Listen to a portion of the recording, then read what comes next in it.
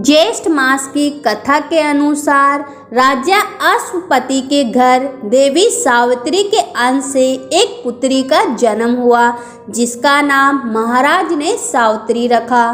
पुत्री युवावस्था को प्राप्त हुई। ये देखकर राजा ने मंत्रियों से सलाह की। इसके बाद राजा ने सावित्री से कहा, तुम्हें योग्य वर देने का समय आ गया है। मैं विचार कर तुम्हारी आत्मा के अनुरूप वर खोज नहीं पा रहा हूँ, इसलिए हे पुत्री, मैं तुमको अपना वर चुनने की अनुमति देता हूँ। पिता की आज्ञा प्राप्त कर सावित्री अपना वर खोजने के लिए निकल पड़ी और एक दिन उसने सत्यभान को देखा और उसे अपना वर चुन लिया।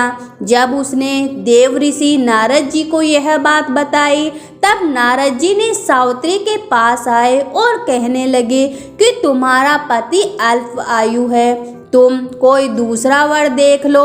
लेकिन सावित्री ने कहा कि मैं एक हिंदू नारी हूँ, पति को एक बार ही चुनती हूँ। सावित्री की बात सभी ने स्वीकार की और एक दिन उन दोनों का विवाह हो गया। एक दिन सत्यभान के सिर में अत्यधिक पीड़ा होने लगी। सावित्री ने वट वृक्ष के नीचे अपनी गोद में पति के सिर को रखकर उसे लेटा दिया। उसी समय सावित्री ने देखा कि अनेक यमदूतों के साथ यमराज जी आ पहुँचे हैं, सत्यभान के जीव को दक्षिण दिशा की ओर ले जा रहे हैं। यह देख सावित्री भी यमराज के पीछे पीछे चल देती है। उन्हें आता देख यमराज जी कहते हैं कि हे पतिव्रता नारी, पृथ्वी तक ही पत्नी अपने पति का साथ देती है, अब तुम वापस लौट जाओ। उनकी इस बात पर सावित्री ने कहा कि जहाँ मेरे पति रहेंगे मैं वहीं रहूँगी, यही मेरा पत्नी धर्म है। सावित्री के मुख से यह उत्तर सुनकर यमराज जी बड़े प्रसन्न हुए। उन्होंने सावित्री को वर मांगने को कहा और बोले, मैं तुम्हें 3 वर देता हूँ, तुम कौन से भी 3 वर मांग लो।